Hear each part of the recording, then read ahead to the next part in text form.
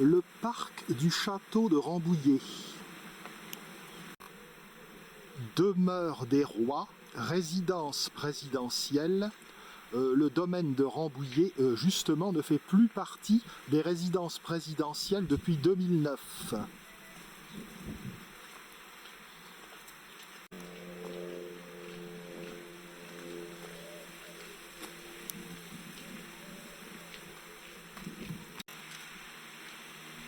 Une superbe allée encadrée de tilleuls.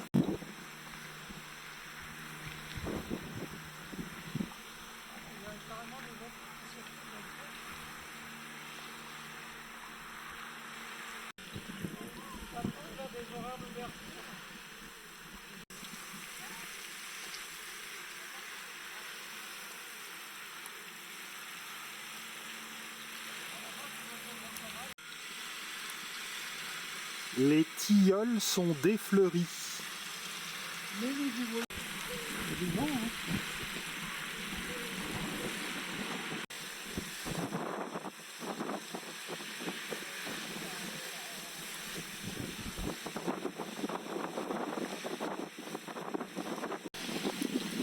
On se dirige vers le rondeau,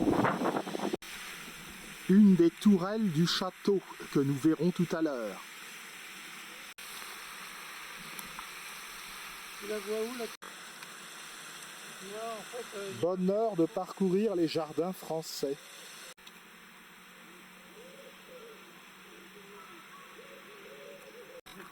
Nous sommes parvenus en vue du rondeau. Quelques oies bernaches du Canada ont investi le rondeau.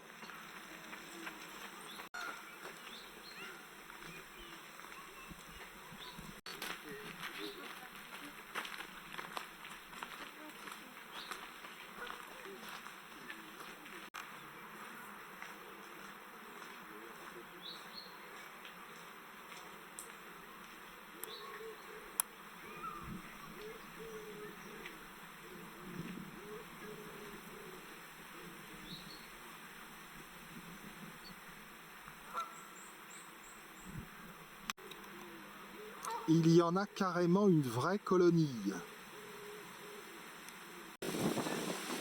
Autrefois, il y avait ici un marais. À la fin du XVIIe siècle, le comte de Toulouse décida de drainer ce marais, donc en donnant l'ordre d'aménager ce rondeau, qui fut achevé au début du XVIIIe siècle. Le comte de Toulouse, qui était le fils légitimé de Louis XIV et de la marquise de Montespan.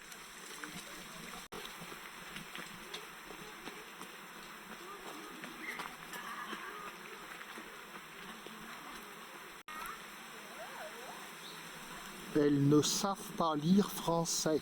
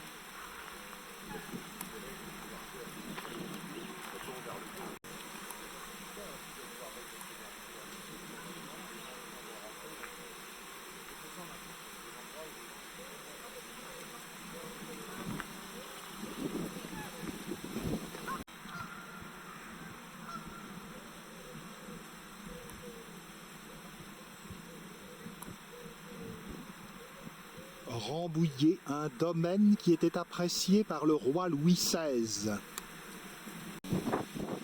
On sait que Louis XVI aimait la chasse, il devait apprécier de faire la chasse dans la forêt de Rambouillet, toute proche. En revanche, son épouse, la reine Marie-Antoinette, n'aimait pas le château de Rambouillet. qu'elle appelait la crapaudière.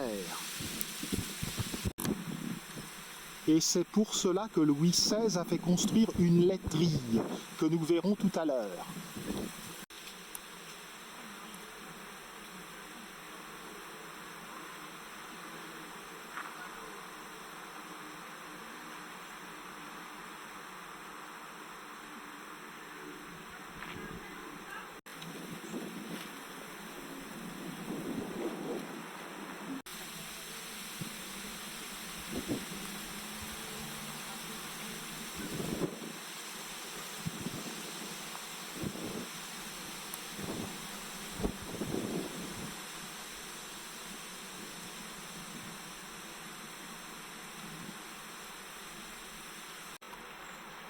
Le parc est très vaste, il ménage de nombreuses surprises.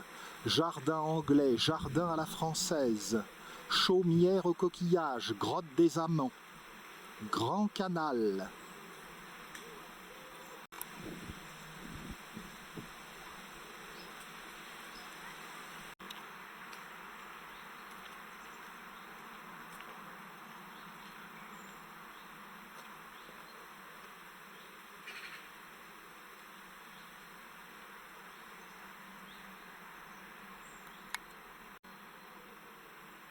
C'est quand même mieux quand il y a un peu de soleil.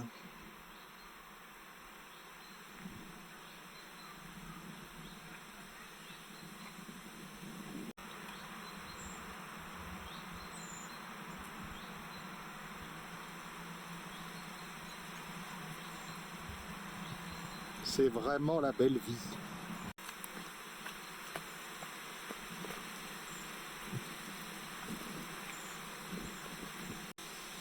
On est quel jour aujourd'hui? Le 16.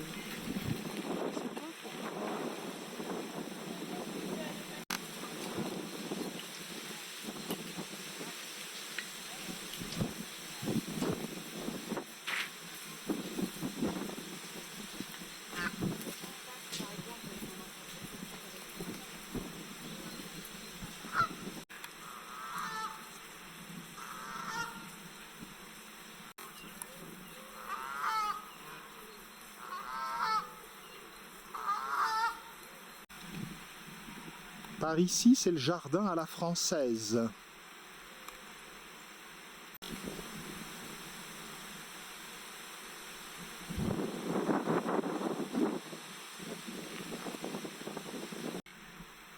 Le plan d'eau aurait besoin d'un nettoyage.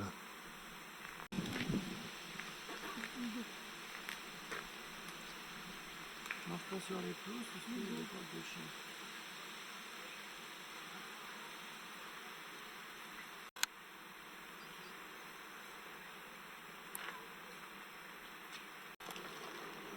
Empruntons cette direction.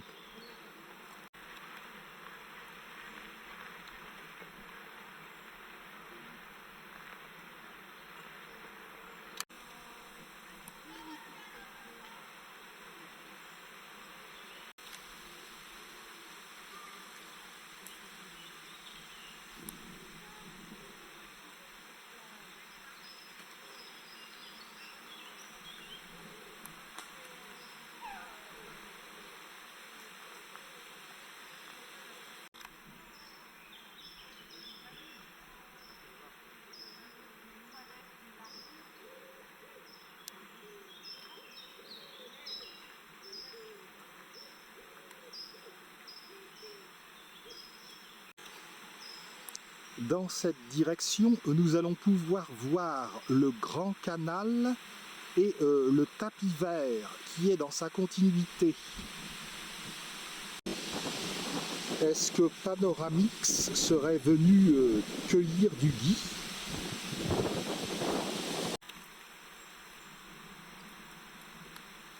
La petite branche que vous voyez là est celle de l'arbre. Le gui le parasite en plantant ses suçoirs dans cette petite branche. C'est une plante vampire.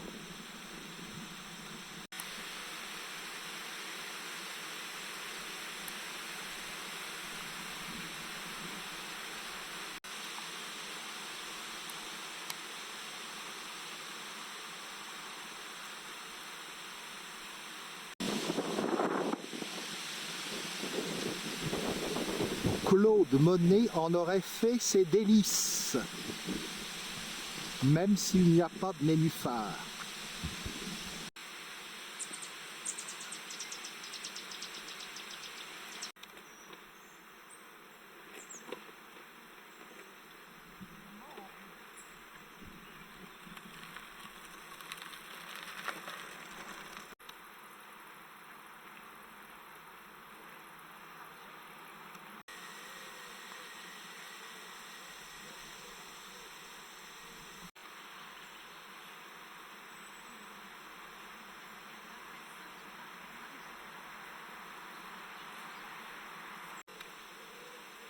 Eux aussi entament une tournée d'inspection.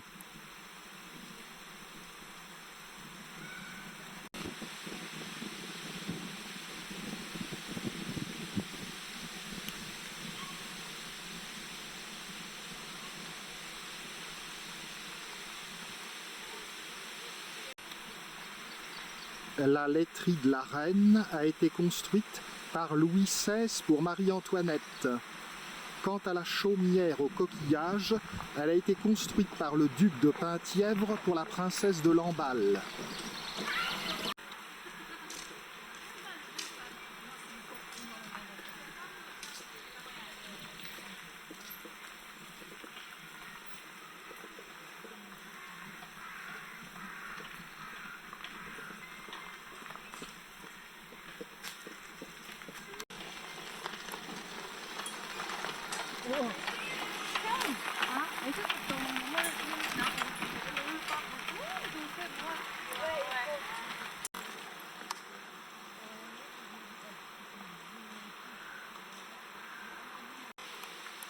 Un célibataire.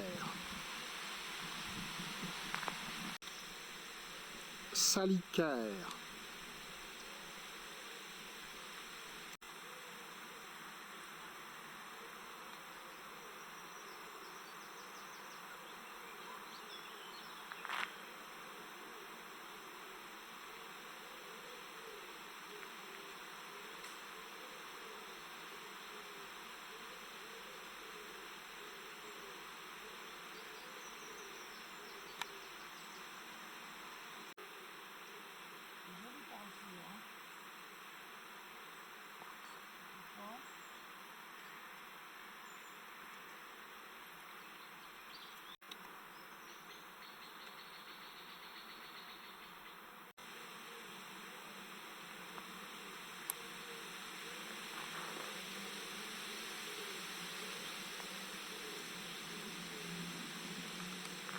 On s'approche du Grand Canal, d'où nous aurons une vue sur le château.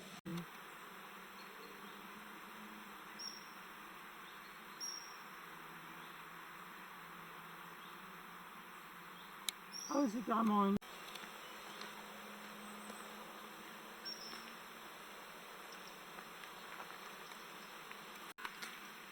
Un banc pour nains.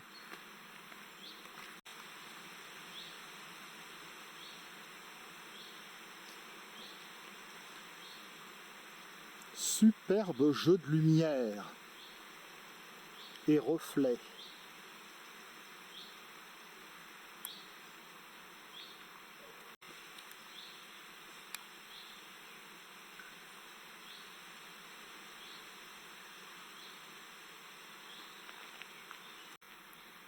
Voici le Grand Canal. Nous allons apercevoir le château de Rambouillet. Les oies bernaches du Canada se sont très bien acclimatées à l'endroit.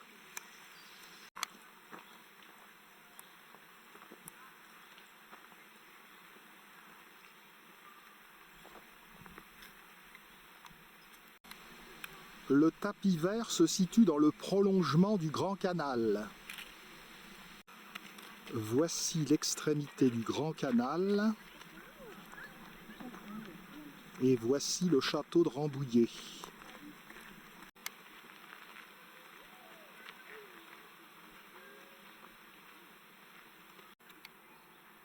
Si l'on songe que ce château date originellement du XIVe siècle, vous vous imaginez bien qu'il y a eu de nombreux ajouts et modifications ultérieures.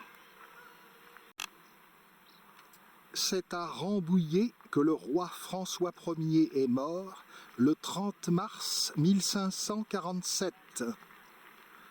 C'est ici que Napoléon Ier a signé sa seconde abdication en 1815 avant de partir pour Sainte-Hélène. Et c'est ici que le roi Charles X a abdiqué le 2 août 1830 avant de partir pour l'Angleterre en exil. C'est ici que du 23 au 25 août 1944, le général de Gaulle a résidé et a donné l'ordre à la division Leclerc de marcher sur Paris pour la libération de la capitale.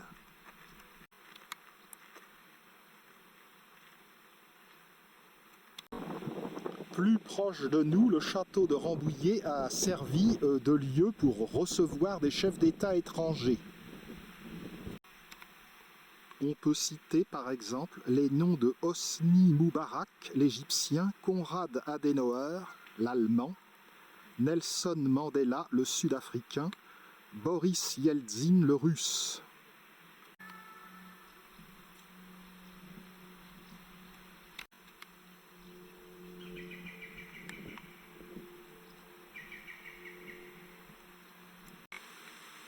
Cette direction va nous amener à la grotte des Amants, à la chaumière aux coquillages, à la laiterie de la Reine, à la bergerie nationale.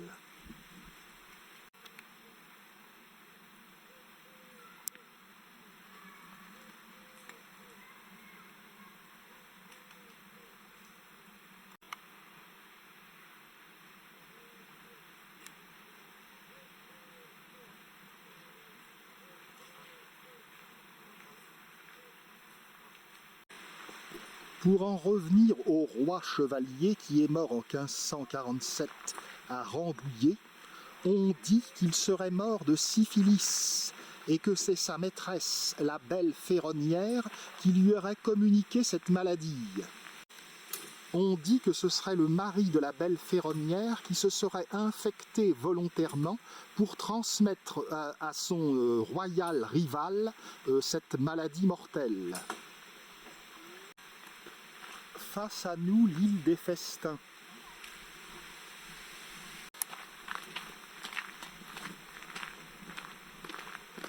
Les gouttes n'ont pas persisté.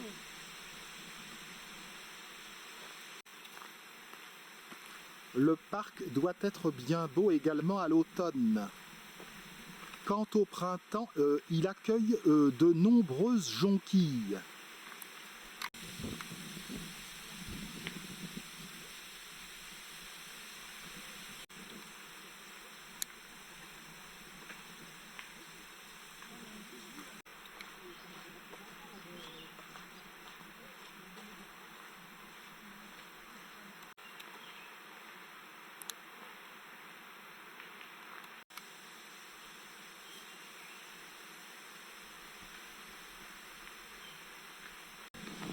Le roi François Ier avait d'autres maîtresses, bien entendu.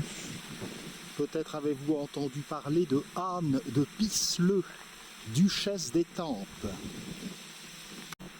Cette dernière a longtemps survécu au roi, puisqu'elle est morte seulement en 1580.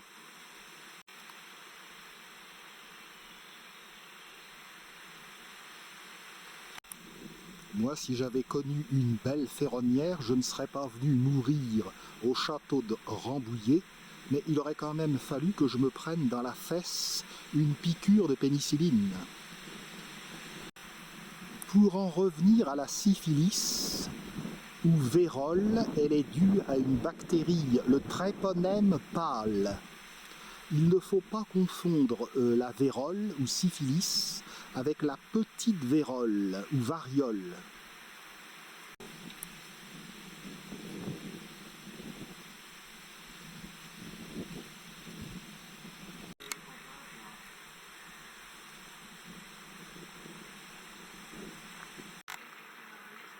La grotte des Amants serait celle de fiancés qui s'y seraient réfugiés en 1792, fuyant l'orage.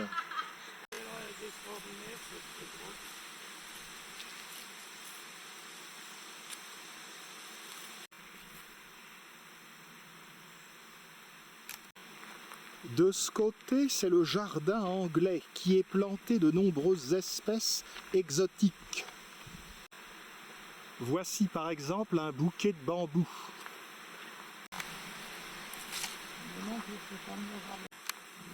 On se dirige vers la chaumière aux coquillages.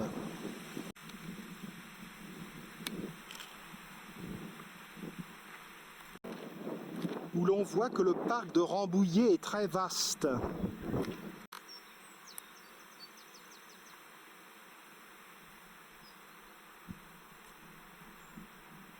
On peut les faire après, hein.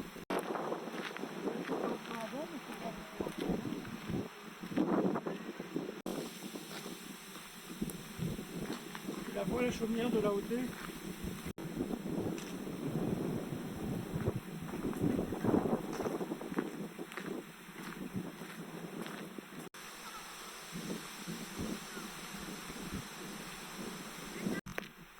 Un saule gigantesque.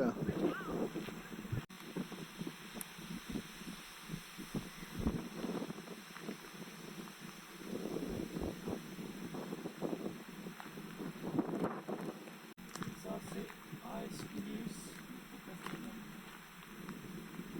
C'est pas.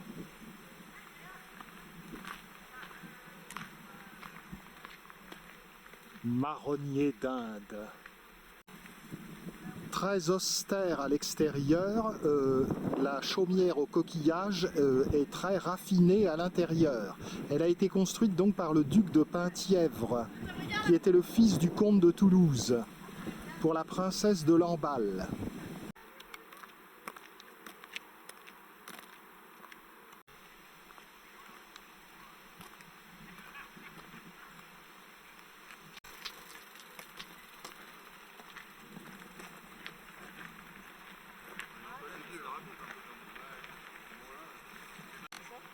La chaumière au coquillage semble fermée. Qu'en est-il?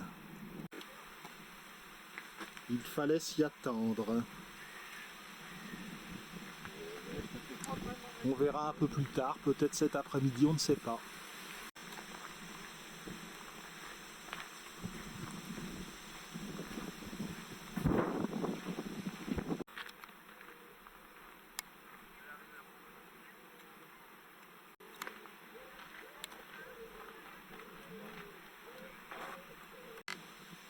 Pourquoi des os sont-ils plantés sur les murs? Mystère.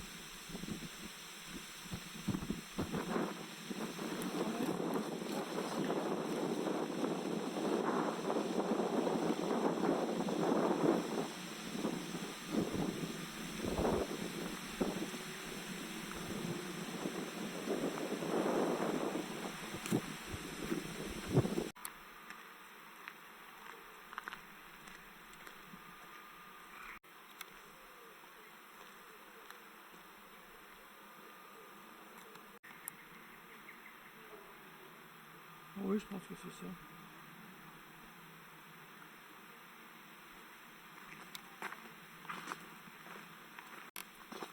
On reprend la direction du château, laissant la laiterie sur notre gauche.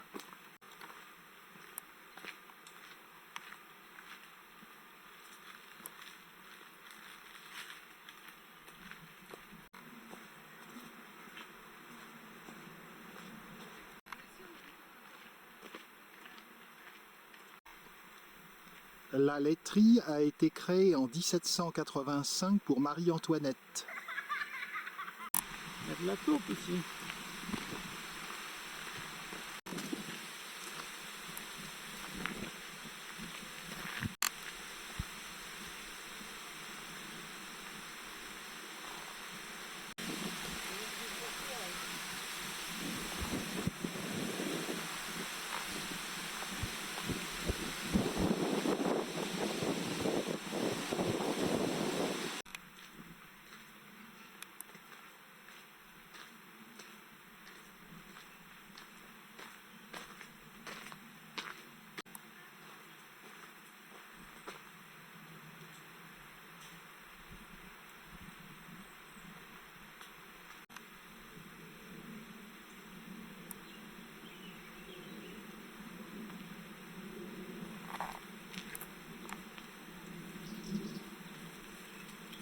La laiterie de la Reine n'est pas ouverte sur les heures du midi.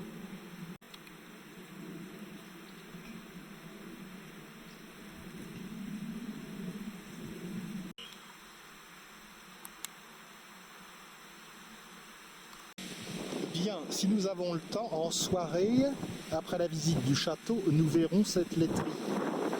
Il y a décidément beaucoup de choses à voir à Rambouillet.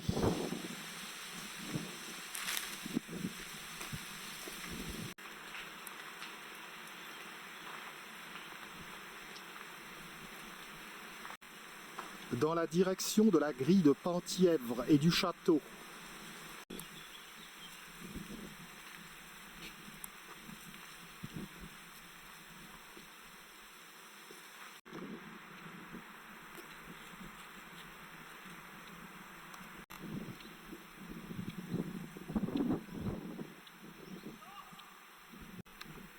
L'église de Rambouillet. Une petite vue sur ce château de Rambouillet.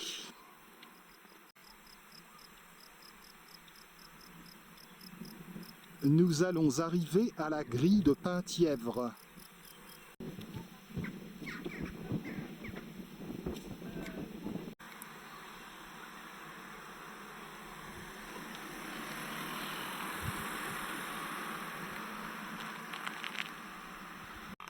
On arrive au bout.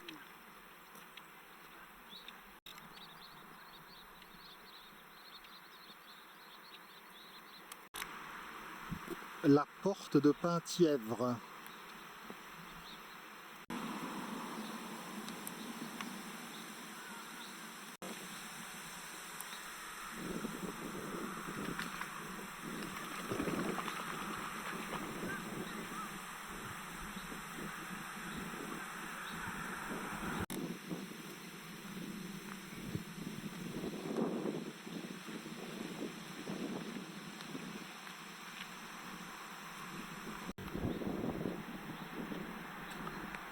On peut se rendre au château sans franchir la grille de Penthièvre.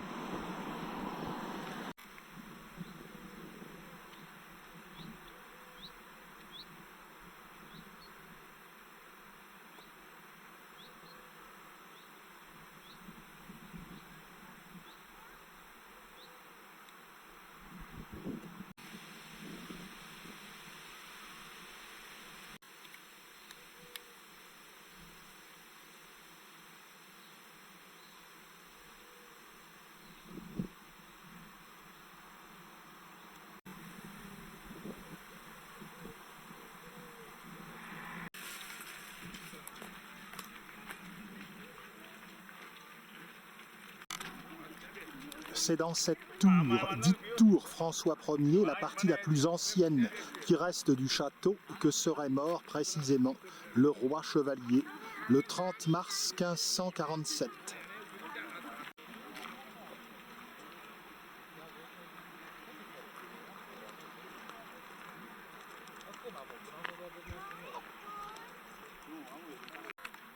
Beaucoup de façades datent du 19e siècle. De plus, Napoléon Ier a enlevé une aile, ce qui fait que le château a désormais une forme d'équerre.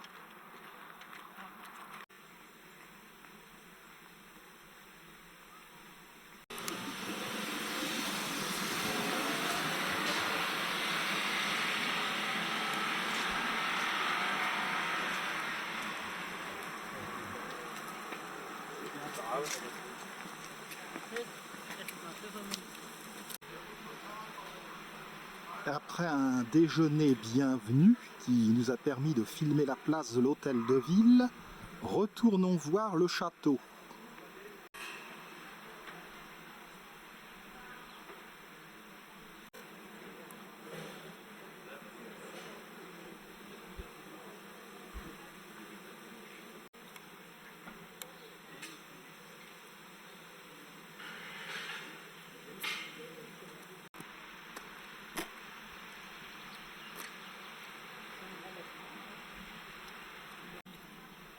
Joli canat.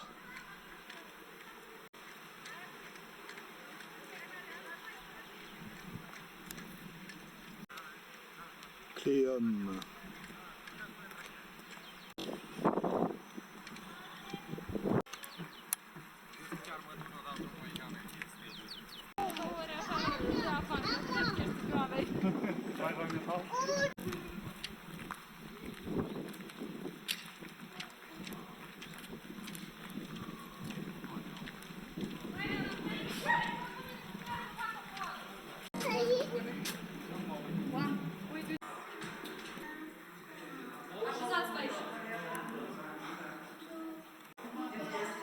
Les appartements de Napoléon sont hélas en restauration.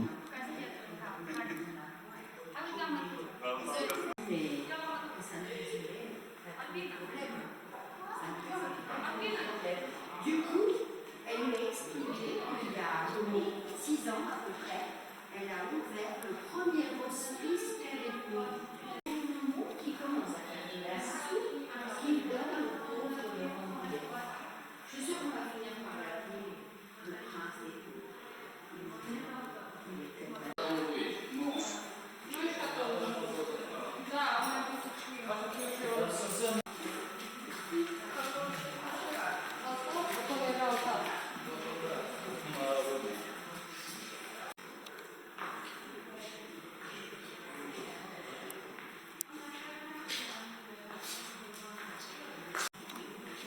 Un fauteuil Louis XVI.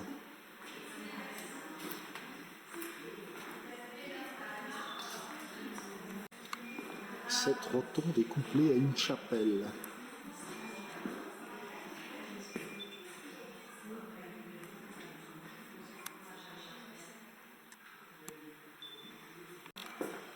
Cette chapelle étant située dans une maison particulière et de dimensions restreintes, c'est en réalité un oratoire.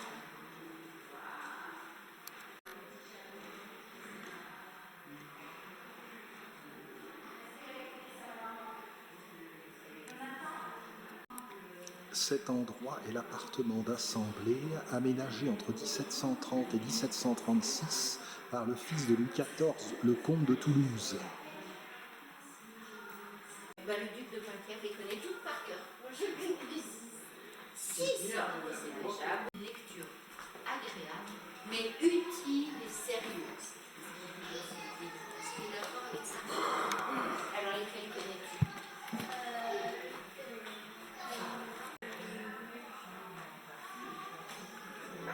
Ça fait 5, c'est pas mal. Hein? Et moi, je te félicite. Il y en a 240. Ah oui, j'ai eu un concours en fait. C'est avec une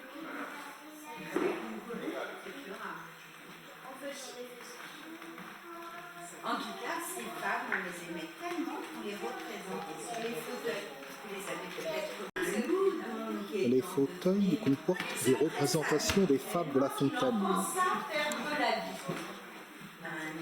de là passe une cigogne. Il lui fait signe. Elle accourt. Voilà aussitôt l'opératrice en terrain. Quoi? Ce n'est pas ce qu'on apprend dans cette histoire. On peut aider tout le monde? Avec les histoires, qu'est-ce qu'on faisait d'autre? Cette pièce est le salon de réception. Et inviter le renard à manger dans un plat avec un... Et lui ne pourra pas manger. Vous aimez jouer? On est chacun tient un bout de morceau. Tu prends un bout.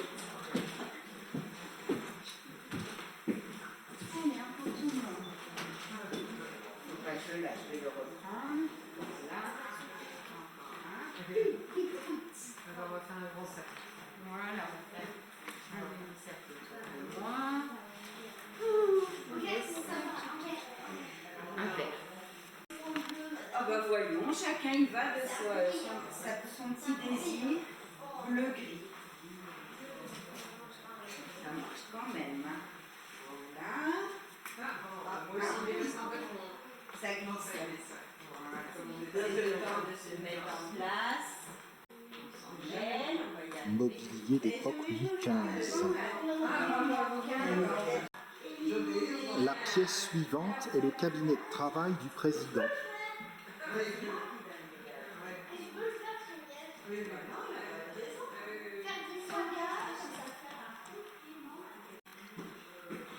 À l'origine chambre à coucher de la comtesse de Toulouse, cet endroit fut en effet le cabinet de travail présidentiel de 1895 à 1939.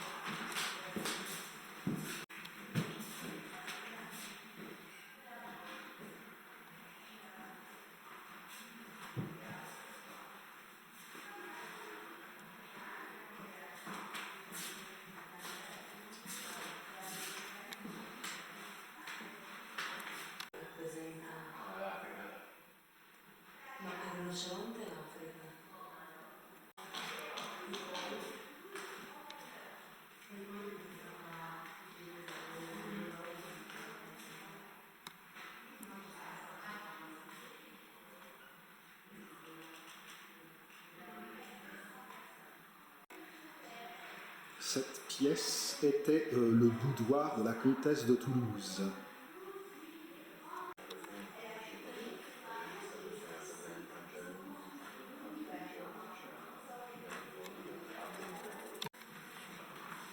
Joli, sinon.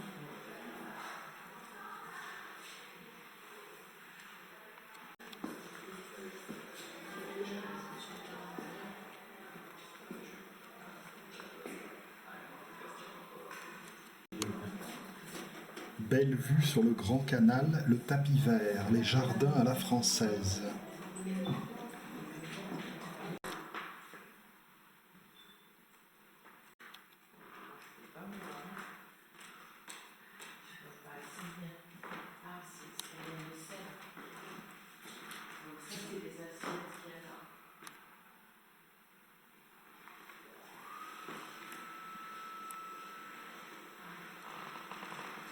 La salle à manger du G6. Est-ce que c'est une peinture? Le premier repas du G6. D'accord.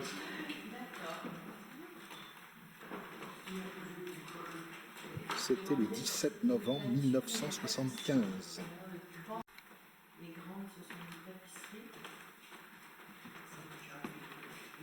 Et alors, pourquoi les tapisseries africaines, enfin, représentant des Africains? Ça, c'est les plus vieilles tapisseries du XVIIIe siècle. Ouais. Ça a été placé ici à l'origine pour très calme. Vraiment, voilà, 570. Et d'ailleurs, cette tapisserie qui a été remarquée RF, c'est une république française. Ah oui, ça y est, je Cette vois. tapisserie comporte de bien jolis détails. Ah oui, bon, la république aux affaires. Oui, le monarchisme très puissant. Ah oui, c'est exact. Donc, voilà, il y a une représentation de la république. Et d'ailleurs, les deux sultans qui sont juste en face, ici, c'est des faux. On a vu des cacheteries dans le dans Versailles. On dit, ah ouais, mais là, c'est des plus grands.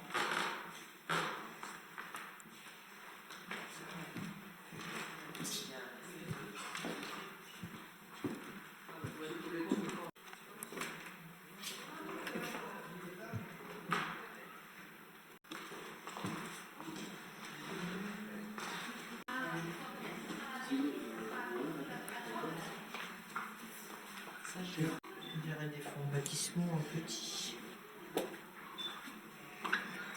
Ça va pas.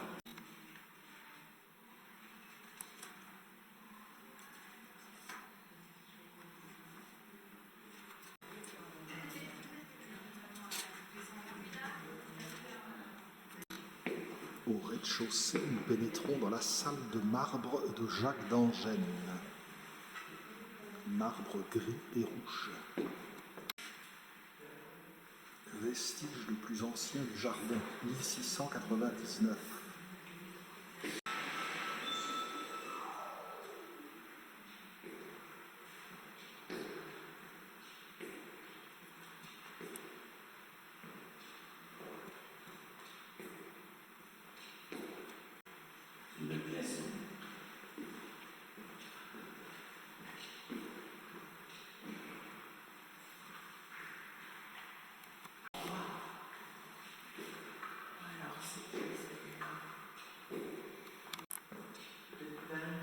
Les marbres ont été posés entre 1706 et 1708 par le comte de Toulouse.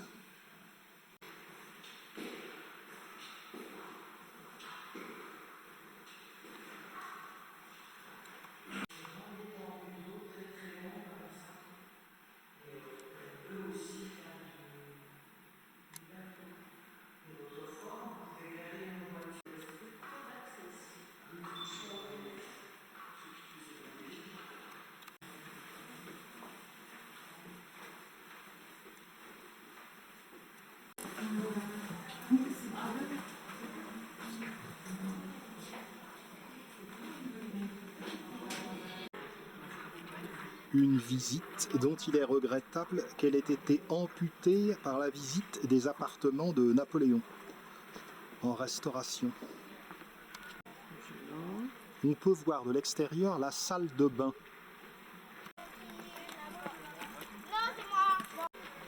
La salle de bain se voit de l'extérieur uniquement.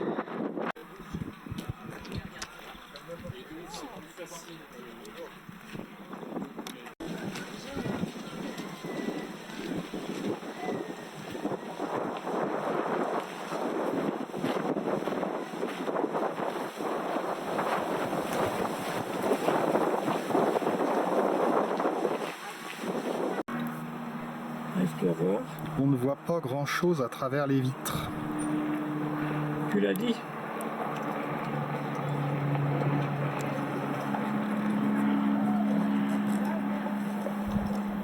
Le décor est en faïence. Azulejos. Nous voici transportés au Portugal par la grâce du comte de Toulouse.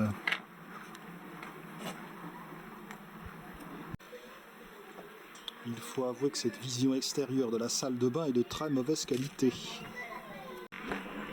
Avant de voir le jardin à la française, nous allons nous rendre en vitesse et en voiture à la laiterie de tout à l'heure.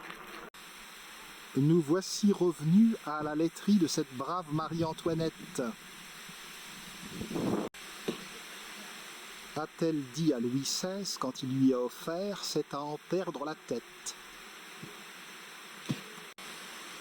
La laiterie de 1785 était constituée de 2 pavillons latéraux, où était fabriqué le lait, et d'un pavillon central.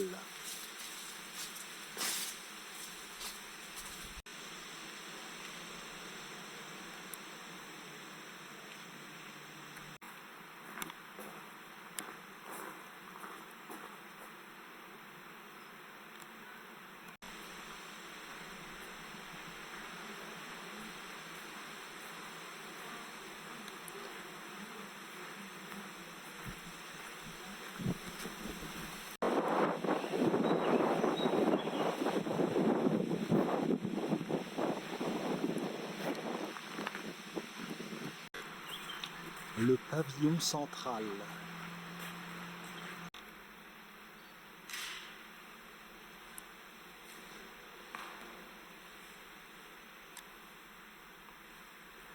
Pas vraiment l'idée qu'on se fait d'une laiterie.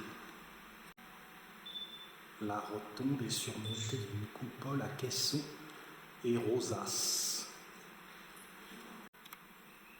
Dans les niches, il y avait autrefois des vases pour la dégustation du lait. Les tables de marbre servaient à poser la porcelaine de Sèvres, justement pour le service du lait.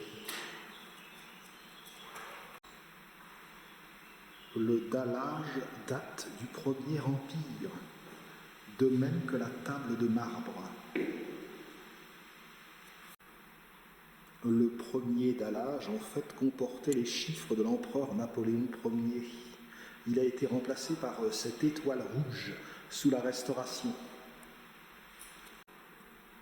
Une seconde salle sous forme de grotte, la salle de fraîcheur. Au milieu des rochers artificiels, la nymphe Amalthée, ainsi que la chèvre nourricière de l'enfant Jupiter. L'œuvre de 1787 est due au sculpteur Julien.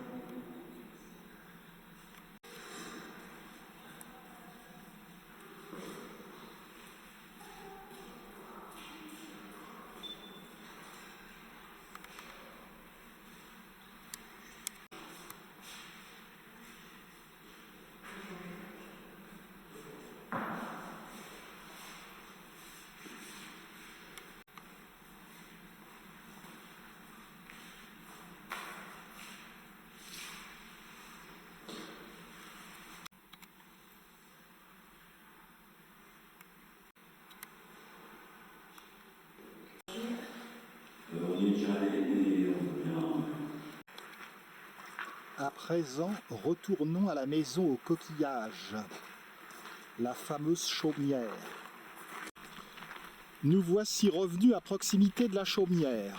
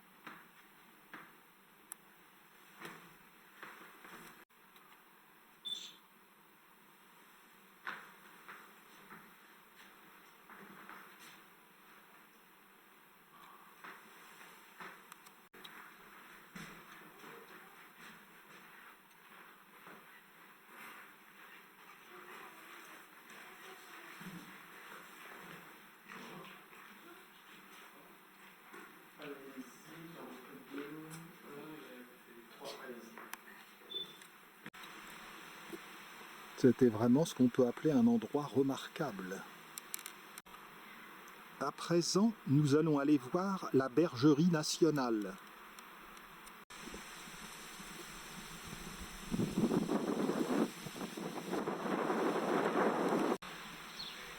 Nous sommes arrivés à proximité de la bergerie nationale de Rambouillet, créée en 1785 par Louis XVI.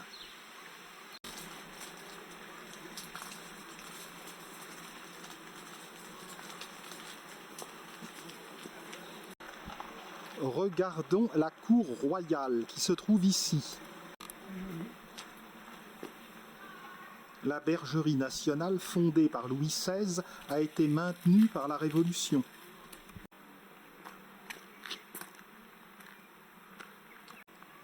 Si Louis XVI a conçu le projet de bergerie nationale, c'est parce qu'il voulait introduire de nouvelles espèces en France. Il y en avait d'aussi diverses que des chevaux égyptiens ou des vaches suisses. mais aussi des chèvres turques, des baudets italiens, mais surtout des mérinos espagnols. Louis XVI a acheté 383 têtes de mérinos à Charles III d'Espagne.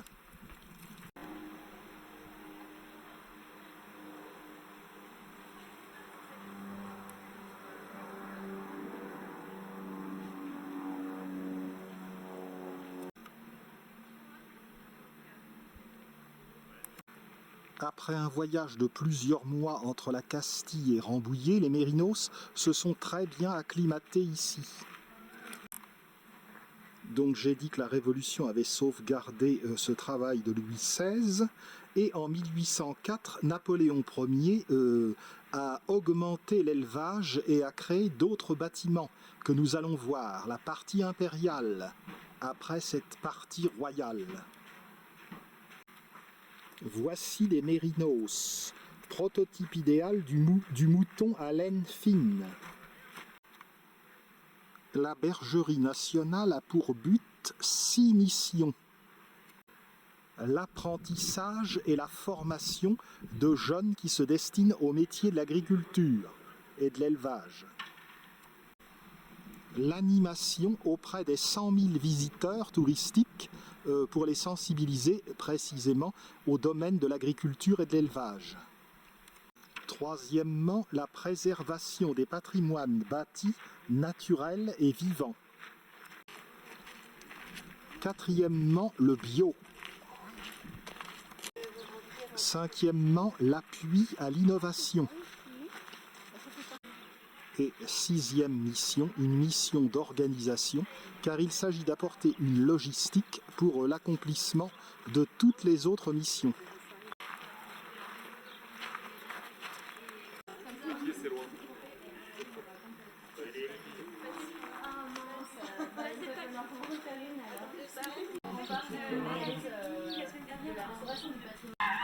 Voici la cour royale et de ce côté donc la cour impériale.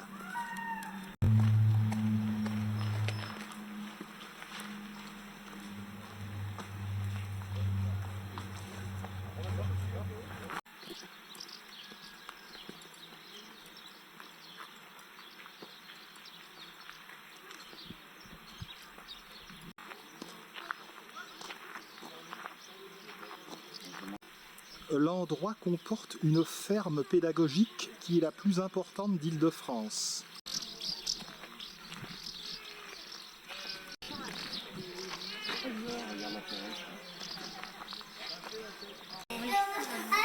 Piscine de paille.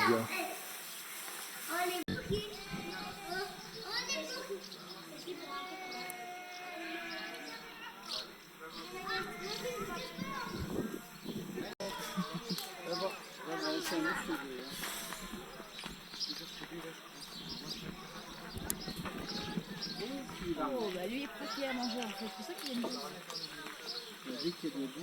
Noé, Chaussette. Et toi comment tu t'appelles, la petite brune? Ou le petit.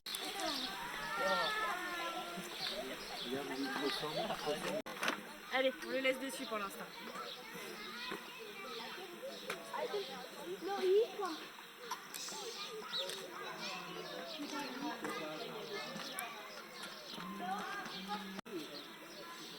De l'engrais en poudre.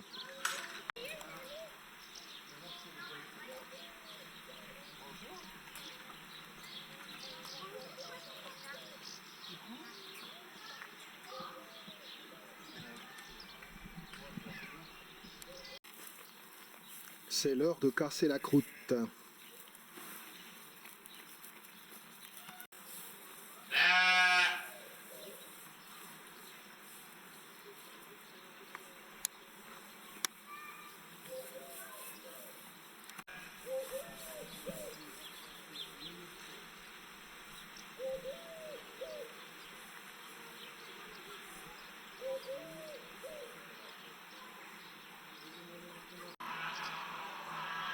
Ici, c'est réservé pour les chèvres. Allons voir les vaches.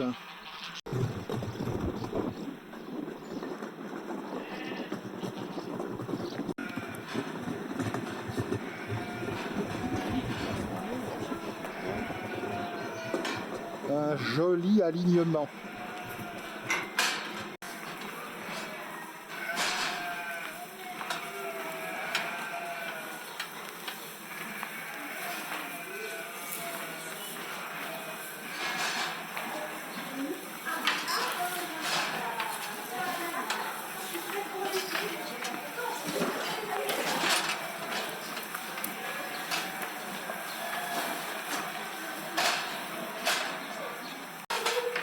Excusez-moi de vous déranger, que pensez-vous de la politique européenne des quotas laitiers?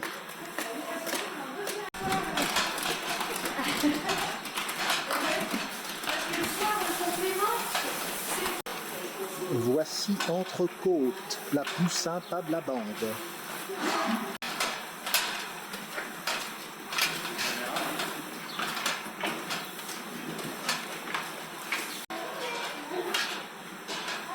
Les tables communiquent avec la basse-cour.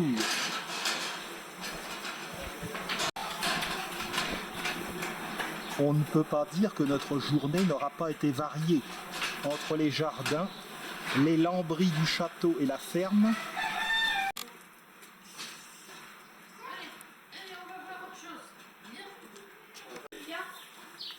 Viens, on va aller voir. Papa et Juju. Elle dit, on va aller trouver avec Juju.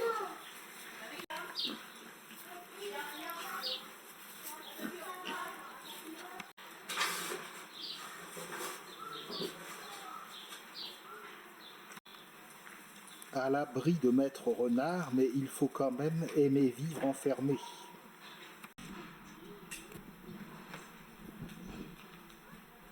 Une collection d'engins agricoles, d'outils agricoles. Les cochons et les lapins, ils sont en face de toi là.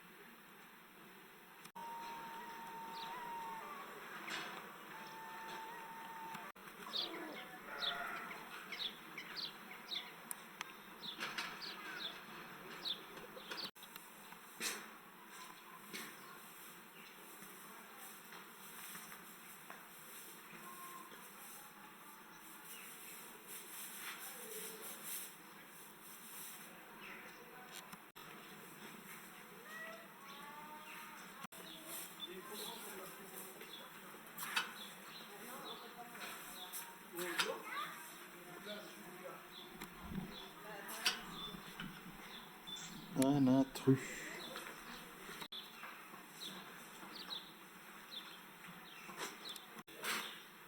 En voici une qui a trop fréquenté les mâles.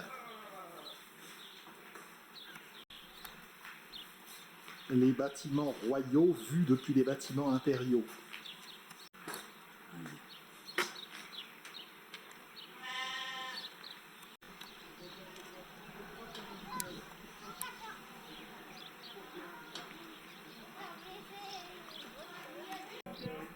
Ici, quelques chevaux.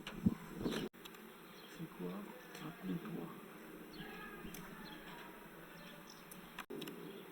Voici un percheron qui paraît bien triste.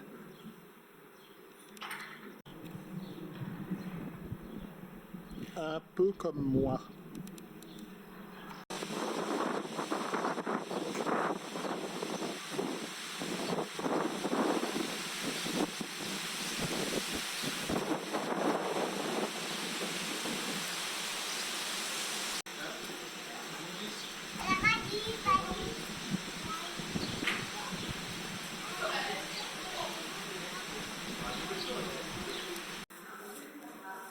Les fameux moutons mérinos de Rambouillet.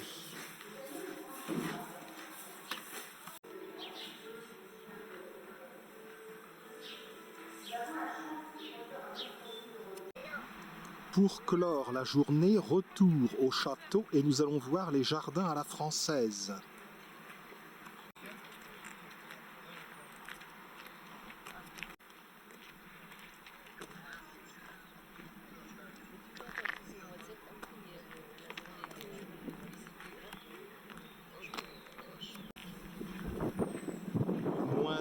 moins de monde à ces heures extrêmes de la journée.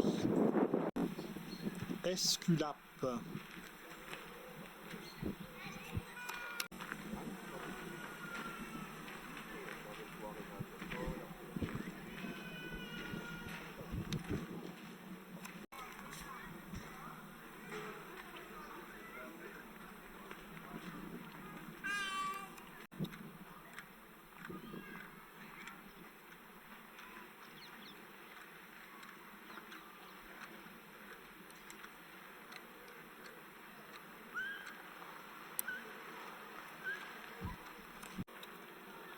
Les échinacées sont de toute beauté. Ces plantes sont supposées stimuler l'immunité. Superbe Alstromeria. Comme c'est beau les cléomes.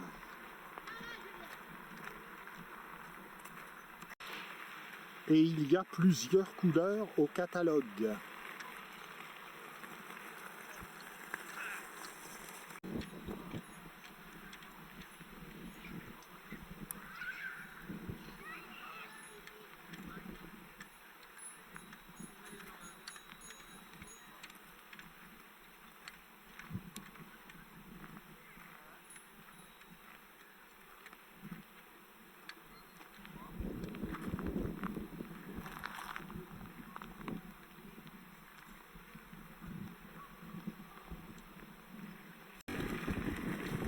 Joli muflier.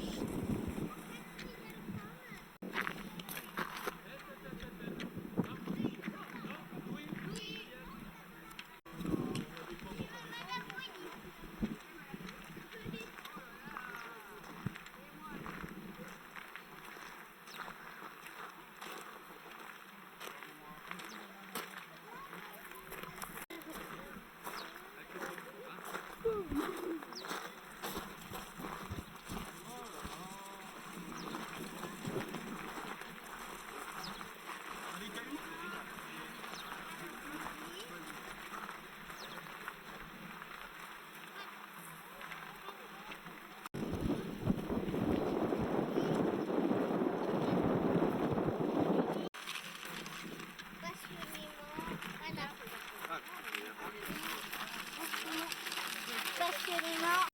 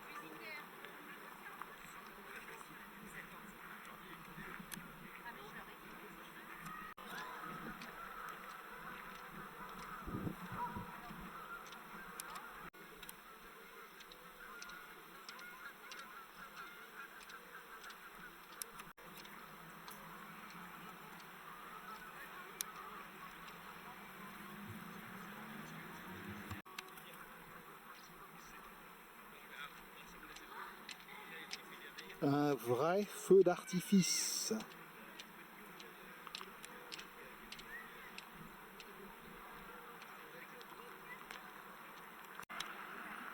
Par ici, la quinconce.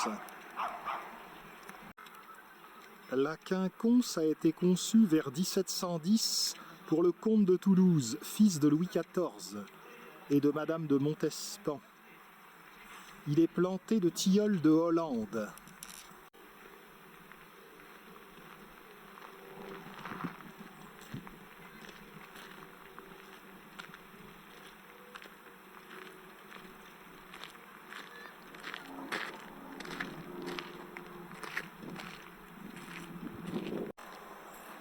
Les fenêtres sont particulièrement hautes. Pour clore cette journée à Rambouillet, je vais voir une statue, la barque solaire dans la quinconce, offerte au domaine par François Mitterrand.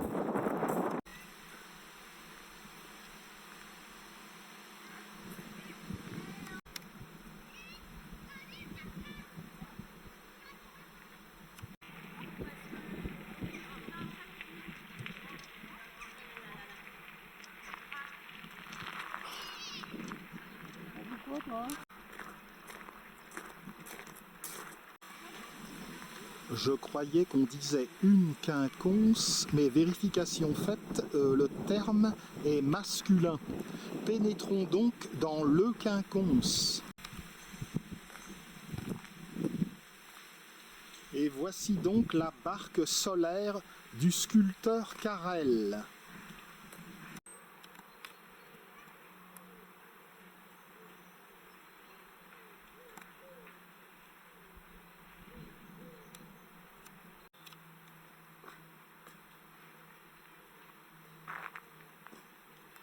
Une belle journée à Rambouillet, dans le domaine du comte de Toulouse, de son fils, le duc de Penthièvre. Le domaine avait été racheté en 1783 par Louis XVI.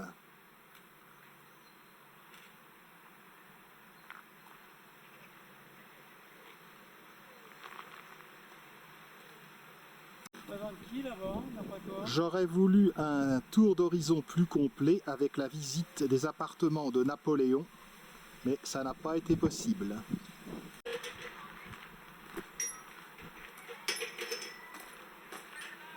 À bientôt pour une prochaine séquence. Si vous le voulez bien, comme disait Lucien Jeunesse.